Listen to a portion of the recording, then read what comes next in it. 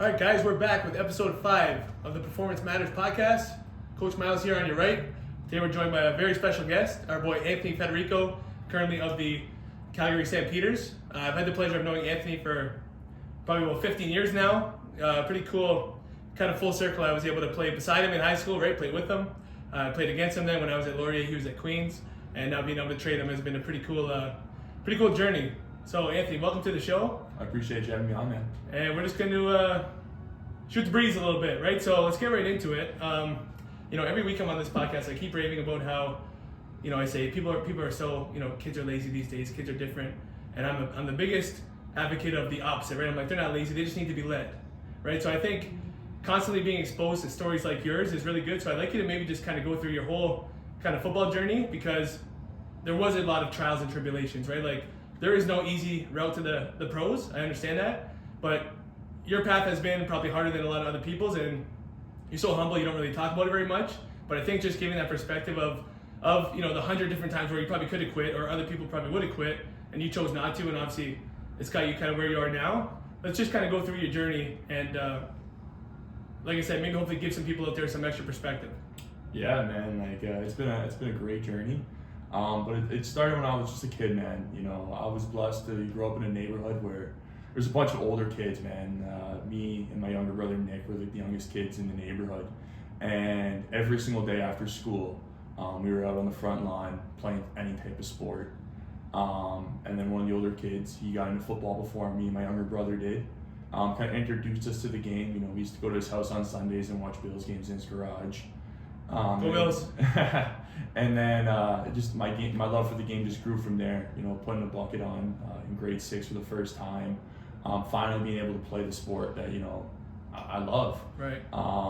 From there, went to St. Mike's where we played together. I started off a little rough, man. I got there in grade 9. I was kind of growing in my body. Didn't really know how to use it. I was the backup of the backup of the backup. Right. And Michael Jordan's story. When I remember, it was me and one other kid who had maroon pants, and everybody else on the team had gray pants. Right. When I was in grade 9. So right. From there, that was my first sense of adversity. And we had an amazing off-season program, which I think we'll probably talk about a little bit later. Yeah, definitely. Kind of helped me, advance. And then from there, when I was in grade 12B, school wasn't my thing right away. I didn't have the marks to go to university, so I had to go to college. I went to Niagara College, and I played in the CJFL for 2 years. And then finally, once I was done there, I got my stuff together. Doors reopened up themselves for myself. So I got to go to Queens University. After getting denied from a couple universities right. Early on. And that's what I mean. So that's a point where a lot of guys or a lot of girls would have said, whatever, it's not for me. Right? Yeah. What in that moment made you think no, I'm still going to persevere, I'm still going to try? Because not once but twice it happened. Yeah. And a lot of people wouldn't even go through it probably once. So kind of what was your mindset? What was your process? Where's your head at during that? Yeah, I knew, since I was in high school, man, my dream was to play pro football. Right. That was my dream, and whatever way possible to get there, I was willing to do. It all happened by a fluke, man. Just the whole process of everything. There was a guy named Matty Hill who messaged me one day and said, "Come out for Niagara Storm." And this was what age? This was grade 12. Right. And then me and all my high school friends, we thought it'd be fun to go play football in the summer all together. So we all just started off by going to Canada Prep. I don't think it's existent still, but it used to be here in St. Catharines. Right. And we used to go there and just train with this Niagara Storm team. And from there, I started realizing, I actually had talents that were, actually pretty good. I'm pretty good at the sport. I started right. seeing myself compared to other individuals. And then the Niagara Spears came calling and said, hey, you can play, come play. Right. Shout out to Mike Sonecki, he was one of the guys who got me in with the Niagara Spears. And from there, I started seeing my skill level, my talents compared to people all over Ontario. And that's where the recognition for myself really started to come out. Right. So when I got to 12, I had the goal to go to university right away. Just finished a year off. My first year playing travel football, having some interest from schools. And then, Waterloo came knocking, and unfortunately, my marks didn't pair up to what needed there to be to get into that school. So I said, okay, well, there's my first barrier.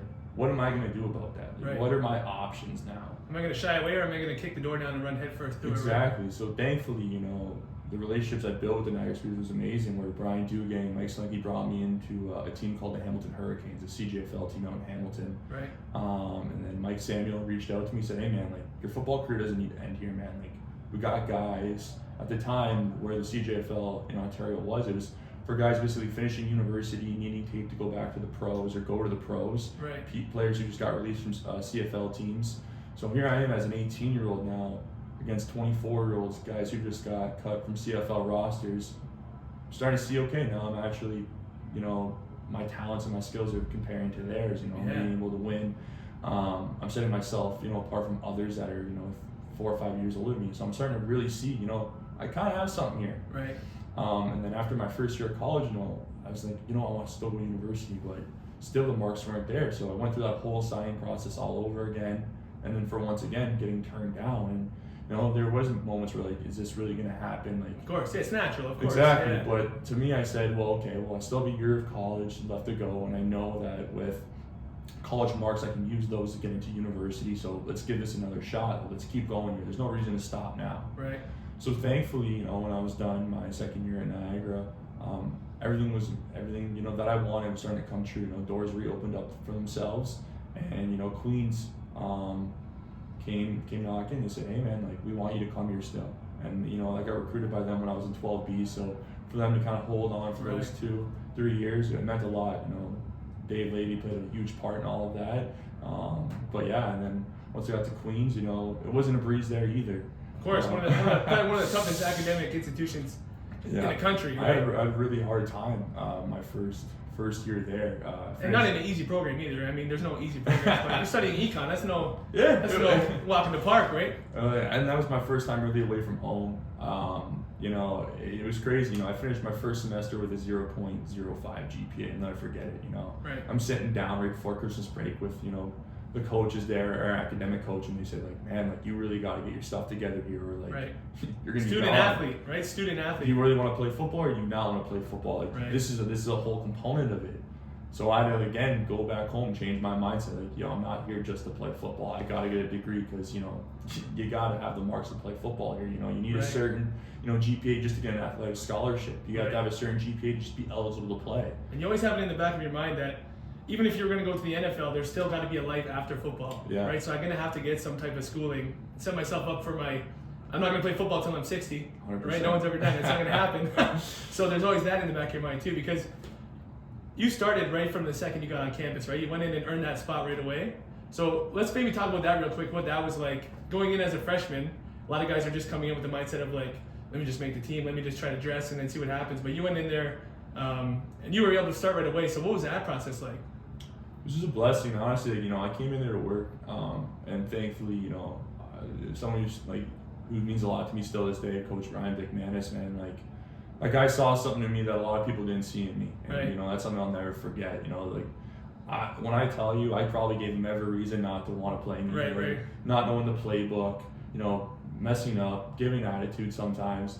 I felt like, for some reason, this guy just sees something in me that not a lot of people see in me, and I'll forever be thankful for him for what he's done, and, you know, the faith and belief he had in me. But like, that belief and that faith made me play to a certain level. You know, it gave me an opportunity to go out there and compete at a high level, make plays at a young age, and, you know, thankfully getting me to the position where I am today. You know, it was a little tough at first. You know, you're first time away from home, you're on a university campus now.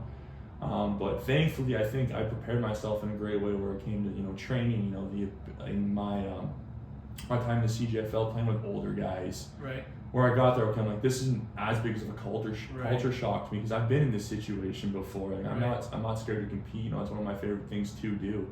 And then I just went in there and I gave everything I had, and that's really it. One thing about my style of play always has been just relentless. I've never been the fastest guy, the biggest guy, but I'll run until there's like 2 whistles that have gone. Like, I'm not going to stop. Rather the ref have to warn you and say, hey, chill out 99, then the coach have to say, hey, come on, where's your finish, right? Yeah. Craziest play I've ever seen in my life in a game I played in was my 5th year, Anthony's first year, coming off the DN where it's like a quick pass, so we're all trying to cut, Spins over the first cutter, hurdles the second one, bats the ball down for the QB, like craziest play I've ever seen in person. And after the game, I'm like, how the hell did you do that? It's like, I just did it. I just kind of came natural. Like that's just kind of a little example for our football fans out there, but speaks to that motor that you always had, right? Yeah. So I didn't really think too much a lot of the times. I just went, and that was. And I probably did think too much. You know what? So hey, it's probably better off in your case. That's just what it was, man. Just I grew over time, and there's a lot of people that believed in me. Right. I put myself in situations that were the right situations. When I was younger in high school, I've always put myself in the best situation possible. But I started to learn, you surround yourself with the right people, right, you're gonna get where you want to be. Thankfully, my time at Queens, I got to live with 6 amazing people, right, that all had kind of the same dream, the same exact desire. Right. So I was surrounded 24/7 around like-minded individuals. That's what they say. Your 5 or 6 closest people you're around the most, you're gonna turn into. Yeah. Again, for better or for worse. That's either a great thing, that's very reassuring, or that's a reality check to say, hey, I better surround myself with some better people. So let's go back, because I kind of cut you off. Let's go back to that. So after that first semester, you're on top of the world, you're playing, you're starting as a DN, having a really good year, but then obviously the academics maybe weren't where they needed to be. So what was that process like? It was a hard process. It was getting your stuff together and figuring out university, figuring out how to study, figuring out how to, excel academically. Right. So I had to take spring classes, I had to take summer classes. Right. I literally had to redo a full year's worth of school and basically not count my fall semester just to be eligible to play the following year. Got put on academic probation, how to fight that off. Right. It was a whole nother hurdle, and it was again just being able to buckle down, figuring out okay what's gonna work. Not going out early anymore. There's only 2 things that matter to me now, and that's working out, football, right, and school. So 3 things there, and hey man, it all worked out for the best. But I started to realize that you have to give a little to get exactly what you want. And it started as soon as I really stepped on the Queens campus to really learn that skill and tool. Well, I remember even when I was at Laurier, and even when I had my visit to Queens, and actually pretty much every school I went to, there always was such good academic support for all the athletes, right? And it's kind of like a 2-way street, because A, they want to help you until you graduate, but B, like you said, you obviously have to be academically eligible to play, right? So it's like a good quote I heard actually from a guy who went to Queens, Emilio from Meta. I think it was before your time, but he was like, man, you got to use the game because the game's going to use you. Meaning once you graduate, your body's a little beat up, you're in good shape and everything, but your body's taking a beating over the years, and you spend so much time with football that you're gonna have to get something out of it. So you got to be able to network. You also have to be able to use it for some people to pursue a degree, because some people maybe wouldn't be pursuing that degree or that diploma otherwise, might not have went to school, right? So you can almost use football or whatever sport you're playing to actually help you get that degree, right? So I think that's a powerful thing too that people kind of don't realize. 100% is the biggest thing. The Queens family, it's tight, man. Yeah. You can reach out to any alumni at any time, and that's the best thing about going to Queens. Yeah, hey, 100% that. The network and like I said, the team, it's kind of twofold. The team wants to see you succeed, and they need to see you succeed, or you're not going to play next year. You're going to come in your first year, get a bunch of sacks, make a bunch of plays, and then all of a sudden next year you're academically ineligible, you can't play. They're just not going to let it happen, right? Yeah. So I think in a good way, athletics forces a lot of kids who would not have pursued post-secondary education to do so, right? So it's kind of funny. It's at the time you're kind of thinking, I'm Anthony, the football player. I want to play pro. I'm just going to school because I have to. But it's when you look back, you're man, I might not have got a degree if I never played football because I just wouldn't have cared about it, right? So I think it's a pretty powerful thing too to be able to say I was able to play football at Queens, or in my case Laurier, or whatever sport you're playing at whatever school, but also to be able to pursue a degree, right? For a lot of people that they may not have done that. So I think that's pretty powerful too. Yeah, 100%. So now let's talk about after Queens, kind of getting to the pros. Yeah. What was that process like? Man, it was a fun process. Especially being an athlete during COVID, sorry to cut you off, but I graduated right before that, so I never had to deal with that. So let's kind of go through that whole thing. Yeah, so honestly, it's kind of a blessing in disguise, honestly. I'll say, everything kind of became a little bit easier now, and now, you got to focus a little bit more on training kind of thing. School was online, so basically the only time you were really leaving the house is to go to the gym. Right. So it was a fun time looking back on it now.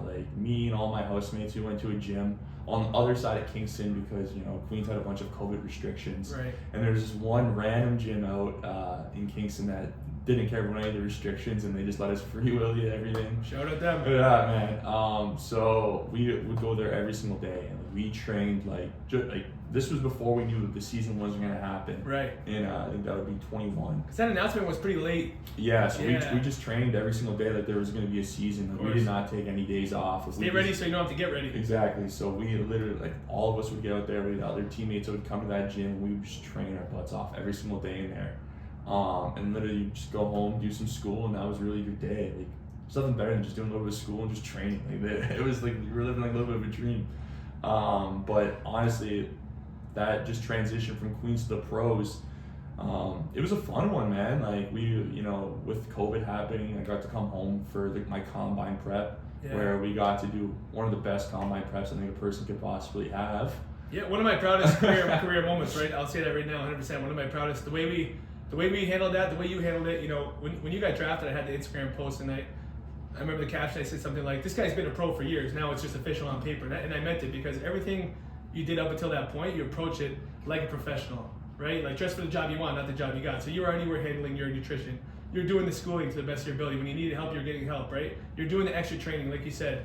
It's funny because, you know, you said like COVID was kind of a blessing in disguise in some ways. I think it just speaks to your, you know, not only your character, but your mindset of, you know, they say like life is like 10% what happens to you, 90% how you respond. So a lot of people, COVID happened and they said, you know, what was me? Oh, I feel so bad for me. Oh, I have no season. And you and your boys that you surround yourself with, who all were in that same positive mindset, we're like, we're going to turn this negative into a positive. We're going to train our ass off. We're going to study our ass off, and we're going to act like pros. And like I said, we're going to stay ready so you don't have to get ready, because training that way, next thing you know, now you're ready for these College Gridiron Showcase, CFL Combine, freaking UB Pro Day, for God's sake, like some incredible opportunities, right? Luck favors the prepared, right? People say, oh yeah, like this guy, that guy got lucky. It's like, you look back, you're like, lucky. Luck's got absolutely nothing to do with it, right? It's funny how the hardest working people typically get the most lucky.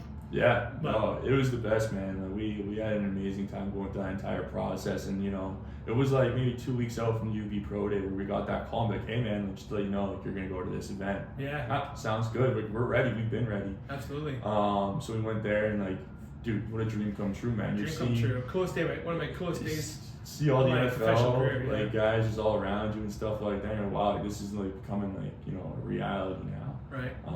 And then a couple weeks after that, going to the National Combine, and really just living the reality of the dream I've set for myself. Right.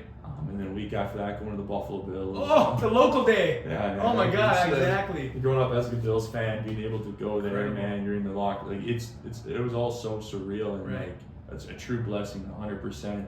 And then, you know, getting drafted with the Ticats, with literally all my friends and family around me. Right. You know, it was an amazing, like, 6 months, honestly. I wouldn't trade that for the world. But then we get into the pros and stuff like that, you start seeing a complete different mindset. You think you have an elite mindset. Right. Now you surround yourself with everybody who has elite plus some mindsets. Because you wouldn't be there otherwise. Yeah, so you're now seeing a whole new way of having to approach the game.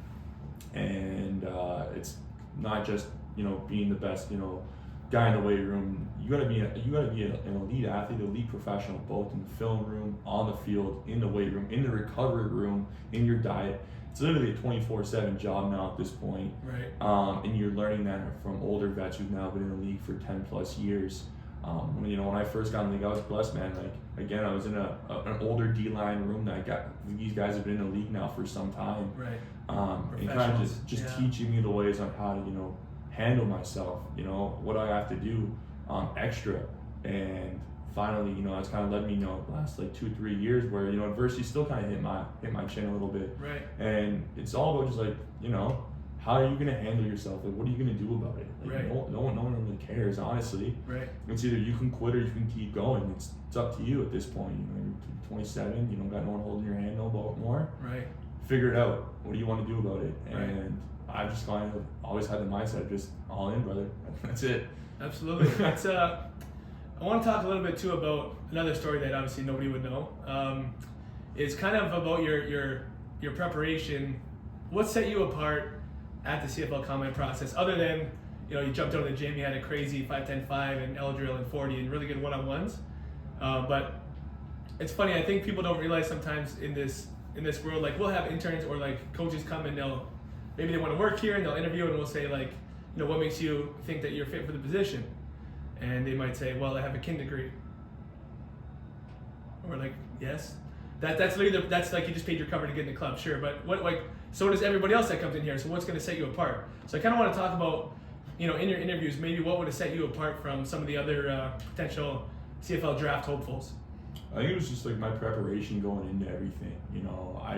For like months out of the combine, I told my coaches at Queens right away I want to film on every single offensive lineman there. And, I was able to, study these offensive linemen for months leading up to the combine, knowing every single opponent I was going to go up against. And I was able to express that to some teams of like my preparation. One thing I did learn at Queens is you always have to be prepared. As a football guy, like you should never be going into war in any combat without preparation. You have to know exactly what you're getting yourself into. Right. Rather be a warrior in the garden than a gardener in the war. Exactly, right? Man. So, and like I kind of just took that, and it's like that's kind of what I just put in my daily practice now. Like I'm ready. I want to know exactly what I'm getting myself into. I want to know what's going to be asked of me and how am I going to respond before it even happens. Coach with the Ticats would always say to us, like, see it before you see it. Right. And, like, that speaks so much volumes because that's exactly how it has to be. So I was able, when I'm sitting down with these teams and all these coaches, and they're asking me, what sets you apart? And I was able to show them a full book of, like, every single guy I had. Every offensive lineman there, I had a whole note on them of, right. how they set, what's their, how do they punch, what kind of moves I should use on them. And everyone's like, oh, okay, like, it's a little bit different. Well, yeah, like I'm prepared. Like I want to be the best. Yeah. And again, like maybe no stone unturned, right? Exactly. I'm not always going to be the most. I'm not the most, athletically gifted guy. I'm not going to jump the highest. Be the strongest, run the fastest. But fuck, man, like the heart that I have might be the biggest. Right. And like that's what I want to show teams going into that whole process. And thankfully, I was able to do that. But that wasn't me trying to just, that was just me being me at that point, Right. Like that's just something I'd do regardless if someone saw it or not. And like that's the biggest thing. And I think a lot of people, don't see that, don't do those things. You gotta always be prepared for things. Like right. if I'm going into a meeting now, in my working career, outside of football, like there's a notebook right there. Like you never go into a football meeting without a notebook and a pen. That's right. something that's right. taught from you day one. Same thing in the working world. You never do that stuff. You always have to be ready for everything. Understand it. Ask questions. Know exactly what's going on in that certain situation because that's what's going to keep you apart. Use your football mentality in the working world, man. You'll blow up the competition. That's such a good point that I kind of a couple of things I want to revisit, but it's such a good point where, if I always try to tell the kids in here, like, it's about so much more than just the sets and reps. Right? It's about like what it represents, what this opportunity to train and be on a team allows you to practice, right? It allows you to practice preparation, right? There's no worse pain in this world than the pain of regret, right? So imagine you didn't watch all that film. Imagine you didn't take all those notes and, you went to the CFL Combine and maybe you got beaten one-on-ones on a move you could have seen coming, but you didn't see it coming because you simply didn't do your homework for the test that you knew was coming, right? Imagine that. Imagine what the pain of that would have felt like. So of course you said, well, there's no way in hell I'm doing that, right? So I'm going to leave no stone unturned in this preparation, and I'm going to make sure I have my notes and I'm ready to go. And that's kind of the same, I try to teach, or we try to teach the kids in here, like, yeah, we want to get bigger, faster, stronger, more explosive. That's what we do. But there's so much more to it about being a part of a team, collaborating with each other, be a good teammate here, even in the weight room, being on time, right? Being, I say one day in the working world, you might be, whatever your job is, you're on a staff of like, whatever, 30, 40, 50 people, you think you're going to like everybody? That's not natural. Of course you might not, or at least like be best friends with everybody, get along with everybody. You're going to have to learn how to collaborate and work towards a common goal, right? And I think, so with football, I think it does two very powerful things. It taught you how to prepare for something, right? Like you said, I'm used to going to a football film session or a team meeting, whiteboard session.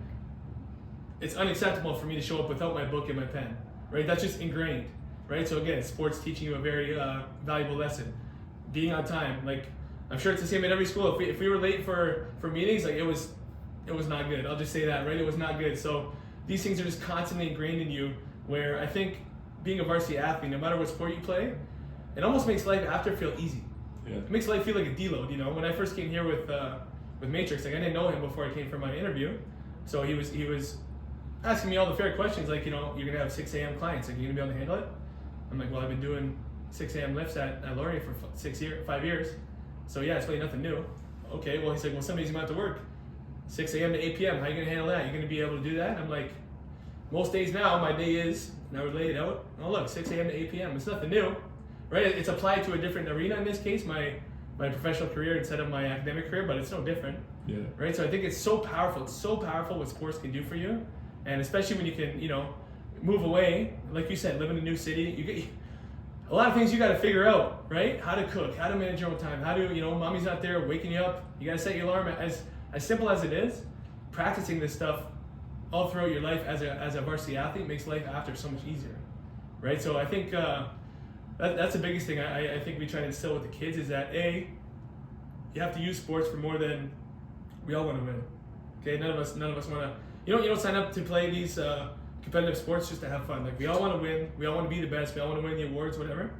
But what we hope these kids, like not every kid we train is going to play post-secondary sports, and that's okay, right? We can still start to act like and learn some of these positive values and skills when they're even in these high school age teams, these travel teams, these club teams.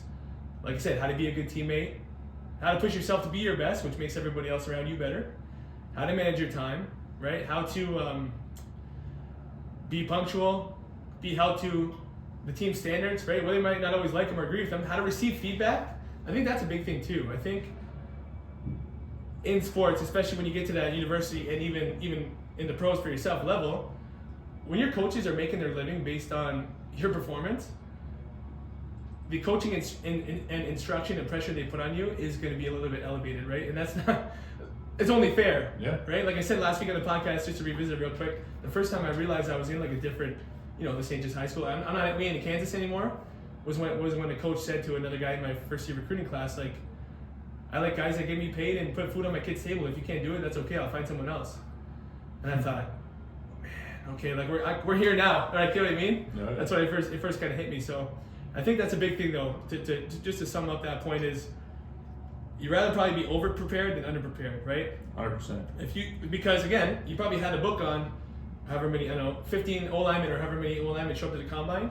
You might have only had one-on-ones against 1 or 2 of them, or 3 of them, whatever. You didn't go against all 15 guys probably, but it's like, I'm gonna put in so much effort into my prep that I will leave no stone unturned, and whatever happens, wherever the chips fall, that's what we always say, we're about the process, right? You can't control the outcome. You really could not control if you got drafted or when you got drafted. You could control every meal you ate, every time you went to bed, every drink you decided not to drink because you had bigger goals, right? Because there's so much pressure. Every effort on every rep in the weight room. All that stuff, that's what you control. You control the process, and the chips end up falling where they fall, and thankfully they fell in a pretty good place because that's what you earned, right? It's not about what you deserve, it's about what you earned, and that's what you earned. So let's kind of talk about maybe who specifically, or maybe some lessons, how, because I know you kind of touched on it. When you got to the pros, like who kind of led you and taught you really how to be a pro, or like what was the biggest change? Because you already had a good process at Queens. What was the biggest change in the pros of how you maybe approach your preparation or your day-to-day life? Obviously, you have no school anymore, so one less thing to worry about. The biggest thing for me was probably just learning about like the importance of just recovery at another level. Understanding like just how important your body is. Like your body is your tool. Without your body being at 100%, you can't perform the tasks. Like your body is everything. That's your line of work. Without a good body, you can't go out there and perform at a high level. So like one guy that always stands out to me is like Malik Carney. Guy is an absolute beast in the league still today. And not by accident, right? He as soon as I walked in, he kind of taught me the way. He always had me under his wing. Our lockers were right beside each other my first year, and like kind of explained to me like the business side of the sport, the pro side of the sport, and like what you got to do to actually be great in this league. And for me, it was just okay.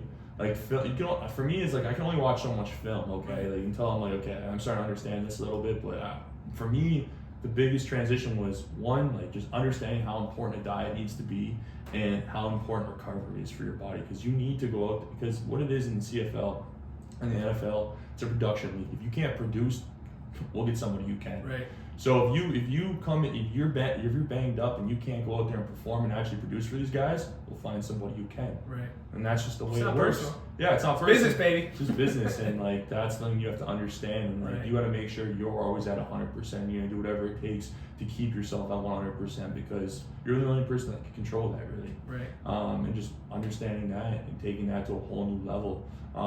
thankfully, like when I was at Queens, I learned a lot of this stuff, the basics of this stuff very early on, and I instilled it into myself when I was at Queens, like my diet, understanding recovery, like stretching and stuff like that.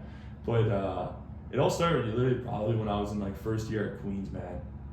I'll never forget it, man. Like we grew up in a crazy strength and conditioning atmosphere at St. Mike's. Yeah, you don't realize how really spoiled we got until you look back and go, man, we had a good. Yeah, right? man. And like that's where you kind of start understanding, okay, what does it take? Like I don't think there's probably another kid in high school that was training the way we were training. Right. We knew we had it good, but I don't know if we knew how good we had it. Yeah, like again, we were just talking about today that we were like a little ahead of our time, man. Like the way we were training was just at a whole new level. Right. Shout out Dave Levy. Shout out Dave Levy. I only didn't want to start talking about him because if I do, I'll be here for 3 hours. Dave, I love you, and I can tell you changed my freaking life.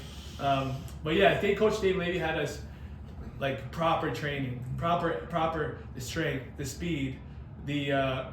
He's really the reason I'm doing this career, to be honest with you. Like when we first got into it, like with Coach Levy was running the off-season program. Like I said, like every day was accounted for: strength, speed, tempo runs, like conditioning, like everything, all volunteer basis. He was just pouring his heart into us, and I really, I can never thank him enough for what he did for us. As much as I might try, but I remember I kind of was like, even at that age, I was always like interested in. I kind of knew like that's what I want to do for a living, right? So I kind of was like, where are you getting all this stuff? Like, he's like, well, because he went to school for phys ed, obviously, and then when he was at Queens, and then he's like, I look at all these guys online who are training all the NFL guys, like Joe DeFranco, for example, somebody I still learn a ton from, right? One of the GOATs, and I was like, Joe DeFranco, who's that? Oh, he's a strength and conditioning coach for all these football players. And again, grade 9, I'm like, strength and conditioning coach, what is that? Like, well, like, kind of like a personal trainer, but you train more so athletes, like, just keep it simple. And I'm like, man, like, people do this for a living, right? And I'm thinking, like, this guy's had a profound impact on me. This is only like grade 9. I'm like, I could do that for someone else one day. Like, so that's really kind of where my love for this started. So, yeah, shout out to Coach Levy, but it's just like such a selfless guy. Like he was just pouring his heart into us, and yeah, like we said this morning, like other guys are doing chest day and back day and quad day, and it was better than nothing, right? But I think that's 100% what set us apart was kind of having that foundation, right? Yeah, and like you grew up some amazing friendships. Like literally all my best friends were in there. Like I remember it was me, one at grade 9, my boy Ron Jones. We were the only 2 grade 9s that were confident enough to go in there. It was as a grade 9, you're just working with a bunch of grade 12, 12Bs who just are at a whole new level when it comes to like their physical abilities, and you're like, all right, let's go make the most out of it. And sticking with that program for 5 years in high school really set you apart, and honestly gave you a mindset that a lot of people didn't have. Like when I got to my first year at Queens, like training was ingrained in me. Like you had to be in the weight room to be able to perform on the field. And even then, like I found like there were some guys who didn't, see that always. Yeah. We never knew anything else. Yeah. So like it literally, one of my best friends, came out of it. My boy Oliver McKenzie. There's this weight room at Queens called LO1, and like him and I, man, like it's a little bit. It's nice now they renovated it, but before it was a little bit dungy. Like so, not the team room, is a separate room. Yeah, it's a separate room, right. And him and I, man, we used to go in there, dude, and just like we'd get after it, right. Like every single day. That was probably a game changer. For 2 years straight, him and I would be in that weight room every single day, just grinding, swearing at each other, like just, it was just great. Well, it's a good point, man. It's a good point because like I'm so into trying to provide the most scientific, best program for you and anybody I train and for myself, and making sure all the boxes are checked. But man, there's some value sometimes in just not even know what the hell you're doing, but you're just suffering. You know what I mean? Like there is some value in there, like that gritty, like what I mean, push till you almost puke. Like it's okay sometimes to push that level and try to figure out where the hell your breaking point is, so you can kind of reestablish it. But I remember my first off season, every Saturday, it'd be me, him, and our coach at the time, Alan Champagne. It'd just be us three in the weight room. And the UNC guy, right? Yeah. We would just go crazy on Saturdays, and after I fucking love it. We would all go to Farm Boy, get a nice thing of chocolate milk and a nice lunch. I don't know if you've ever had the Farm Boy hot table, but I haven't. But is that not some of the best memories you have? It's funny. Like some of the best memories are probably like the sacks and the tackles and the draft day and whatever. But man, like AJ Brown just said it the other day. He's like, I really thought when I won the Super Bowl I would feel satisfied, and he's like, I didn't. Like I'm, he's like, I'm happy. Like, but he's like, I realized now that I've won it that I'm so much more in love with the process, and I'm in love with the one-on-one battles in the game, in the practice, whatever, and I'm in love with the the weekly, the prep, and everything that goes into it, the process. I'm in love with the process, and the process produced the outcome. Every kid wants to win the Super Bowl. Yeah. You know, he's like, I'm happy, but he's like, I kind of thought he'd be satisfied, and I just wasn't. Yeah. Right? And I kind of thought, it kind of ties in with what you're saying, but anyway. Oh yeah, and like that's like again like just like that's what kind of just kept on setting me apart from other individuals. Just right. having just amazing people around me that I just thought like me, and we would just get after it. Like we all knew we wanted to be the best. Like why not just work together and all become the best? And like that's what just kept on excelling to the next level. And you know, thankfully, you know, I had amazing coaches around me. Right. To keep advancing my like football skills, but yeah, man, it's all just been one big mindset to kind of just lead me into this journey.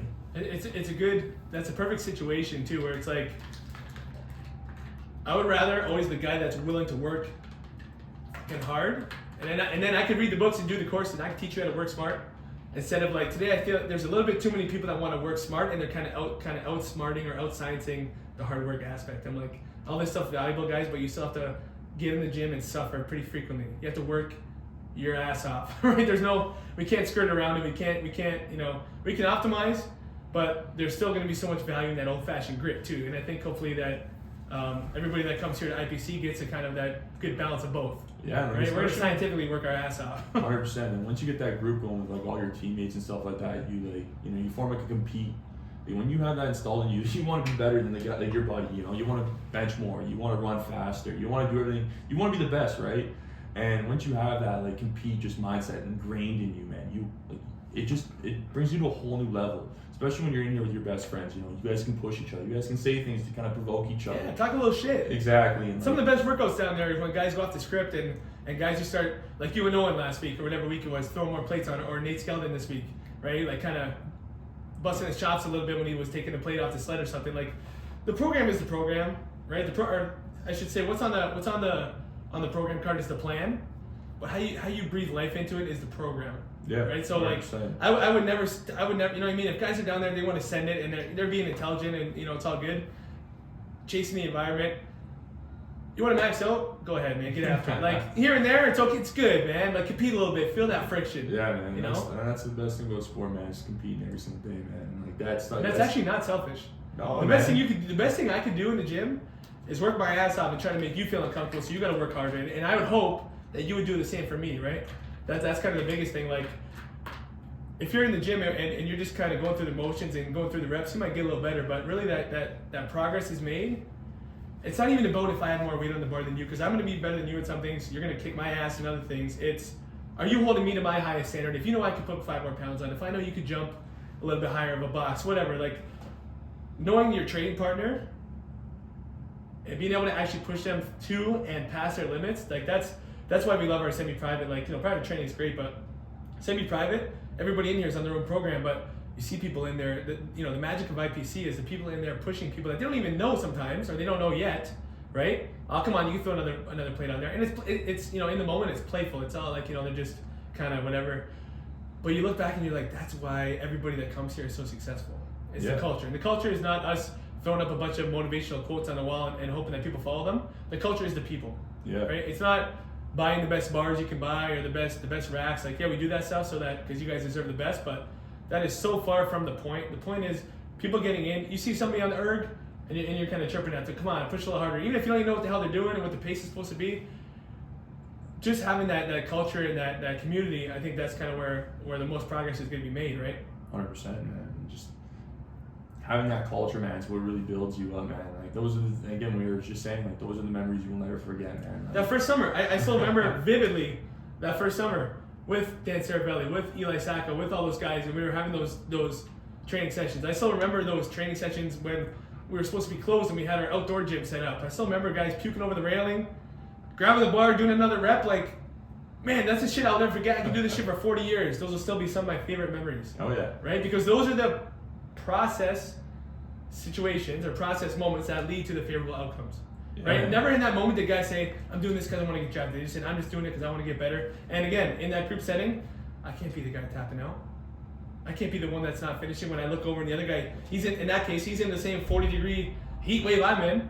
100%. This sun's blaring down on us, you know what I mean? So 100%, that's where a lot of the I think the magic of this place comes from. And the magic of any team, you know, team lift at Queens, team lift at Laurier, team lift wherever. I think that's where a lot of the magic comes from. It's the program, it's the plan, but the true program is how it gets brought to life, and that's by the coach, obviously, but a lot of that is actually by the athlete. So kudos to you for always being a good teammate. Again, and sometimes guys probably think it probably looks, you're chirping, oh, you're chirping me? It's like, no, I actually really want to see you bring out the best in you, right? That's just kind of how I'm getting there to it. Yeah, and like it's like when I get on guys or something like that, it's not because like I want to get on you. It's never malicious. I know you can do more. Like right. I know there's another side of you that you got to tap into. Right. And the reason why I try and bring that on you is because I like when people bring that out on me. Like they fight me a little bit. They go, buddy, come on, do a little bit more than that. You can handle that. I know you can handle that.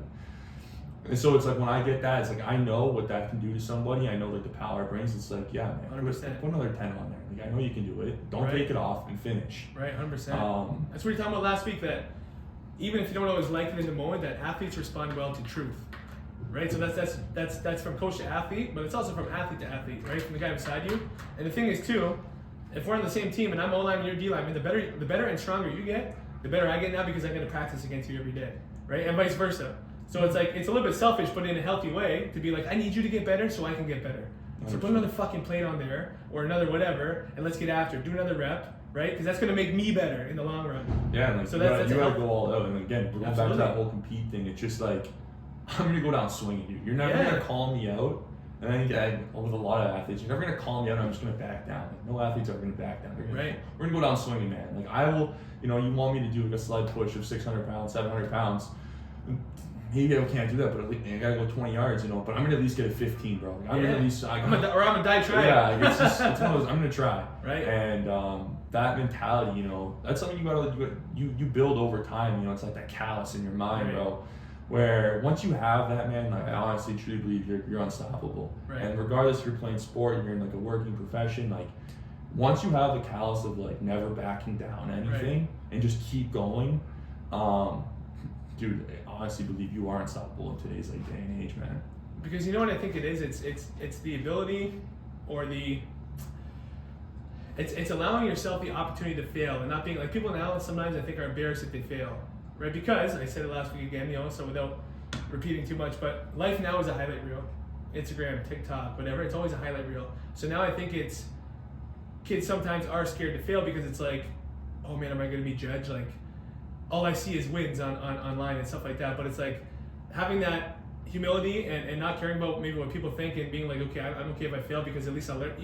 We always tell kids, you don't lose. You either win or you learn, right? As long as you're willing to learn from those losses, they're not truly losses, right? So I think if you can reframe your mindset, kind of like what you said, and convince yourself that, guess what, like you said, I'm gonna win or I'm gonna go down swinging. Even if I go down, as long as I was swinging, I'll learn something from it and I'll be better for it next time, right? 100%. That's it, man. That is it. And it's just, it's good, when we're all in here, man, we're all pushing each other like that. I think that's what builds excellence, bro. It's what gets you gets you a brick here at IPC or gets your jersey on the wall, man. Like, it's that mentality, dude. Right. It really is, man. Because a lot of kids, I don't think they have it. And when you are a kid that has it, dude, the world's your oyster, man. Go have fun, dude. Go attack it. I agree with you 100% that a lot of kids don't have it, but I think you would agree with me that they can get it. It's a mental muscle you can build, right? 100%. And again, it's just surround yourself with the right people, man. Right. It's a lot of kids now where like, oh, like if that's not cool, if that's not what my buddy thinks, that's not, they scare away from it, man. They go, oh, it's not for me then. It's not for me. It's just like, for me, like when I look back on things, there's probably dozens of people that said to me, oh, you're gonna try and go pro, you're gonna try to go to university. Right. Buddy, you can barely pass college, high school classes. How are you gonna go to university? How are you gonna do this? How are you gonna do that? It's just like, you gotta just be able to be like, I'm doing something and like kind of like fuck everybody else, honestly. And Isn't that ironic? You gotta turn that shit off and like use it as fuel just to keep pushing. Because damn, man, you let those people get to you, you're gonna stay at the bottom. Right. That's just the way it is.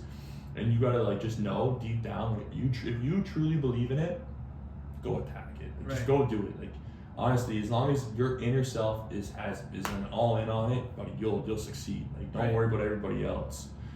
And yeah. Dude, 100%. What do they always say? Like if you got no haters, you ain't popping. But you're never gonna get hated on by someone doing better than you really, right? Because they got no time because they're busy doing their own thing. They're busy succeeding, right? So it's kind of funny too. Like, with IPC 1.0, you think when Matrix had the idea to open it, you think he had nobody telling him like, oh man, like Like, you know, what's another gym? Like, we don't need another gym. That's never going to succeed. Imagine you were to listen to him. But what did he say? The same thing. Okay, fucking watch me try and see what happens. And then now look where we are, right? Yeah. In our second facility, 4 times the size of the first one, training more athletes than ever, and still with ambitions to grow and keep elevating, right? So it's like, same thing when I went to go study kid. And what do people say? Oh, what are you going to be, a chiro, physio? That's saturated. There's one of them on every corner. And I said, saturated? I'm like, saturated? I'm like, it's only saturated if you're not better than everyone. But I said, if you're better than everyone, what does it matter? Because the cream's always going to rise to the top. 100%. Right? So it doesn't, Yeah. I said, saturated. I don't even know what that word means, saturated. I'm like, it's irrelevant to me. Right? Because if I just work my ass off, like I always have, I said, I'm sure the chips will fall where they may. 100%. And here we go, 6 years later, whatever it is, almost 7 years later with the business, and it kind of parallels like your football career is what I'm talking about. But I think the biggest takeaway for young, what do you think is the biggest takeaway for the young kids watching this, the young athletes, no matter what sport they play? Like, what's kind of the one thing you would tell them with the trials and tribulations that they might face? Yeah, man, like for sure, like the class, like just like never give up, man. Like if you want something, go get it. Like there's no one really in your way besides you, man. Just go get it. Bury through that wall, put your shoulder down, run through that thing. But the biggest thing I always like talking to kids about is, don't be an 80%er. Right. Like I learned this when I was at Queens from Coach Snyder. Shout out Steve Snyder, man. That guy freaking. I had an amazing visit with him on Windsor. He almost made me want to go to Windsor if I didn't pick Glory, but still got a ton of respect for him. He explained to me the 80%er room, or the 80%ers, and like basically what it is, man. It's just like 80% of it is doing what's asked of you. Right. Like just going to your lift, completing the workout, going to practice, playing the game. Like that's just 80% of it. There's another 20% of it. Like what are you doing in that 20% to set you apart? That's extra lifts. That's extra mobility. It's extra work, man. And one thing I always see with younger kids is like once they're done their workout, they put that sheet in the bin and they walk out that door. Why though? Well, get something extra in, man. Right. And I think like that's one thing I've always did. Like okay, my workout's done. Okay, but I'm still doing this and this extra. Like this is. And have I ever said no? No, that's what I mean. But that's the thing though. It's I just love like that's the extra 20% that I think once you ingrain yourself in, you're at a whole new level because everybody's okay with 80%. It's like, okay, well I did, X, Y, Z, what was asked of me. Now I'm done, right? Well, no, what are you gonna do extra now? Right? Like again, in the CFL, you only have to really technically be there for 4 hours a day. Right. They have like a 4-hour, 5-hour rule. But you're there literally from 6 a.m. till 4 p.m., right? Right. There's a lot of other things that have to go on for you to get to where you want to be. Right. It's like when I was at university, man, like 80% of it was go to class, go to practice, go to the workout. Okay, well now the other 20% is like we're gonna go get another workout in. We're gonna go do this. We're gonna go do that. Even going to treatment, right? Keeping the body right, going and getting stretched out or getting massage. And I just think that's like the one thing I gotta say to young athletes is like find that extra 20% because that's what excels you into a whole new, group, man. Right. And just do whatever you can. Always just do a little bit of extra. It doesn't have to be something crazy. Right. Just something extra, man. Because again, compound interest, brother. Absolutely. How can I squeeze up that last little bit? Listen, man, we could talk for probably 3 days straight on here. Really appreciate your time coming on this week. And again, hopefully young athletes or any athletes tuning in, I think they're going to take a ton of value from this. So again, guys, make sure you follow us on YouTube, Spotify, like, comment, subscribe, all that stuff. Okay, and we'll see you guys next week. Anthony, appreciate it, brother. I appreciate it, man.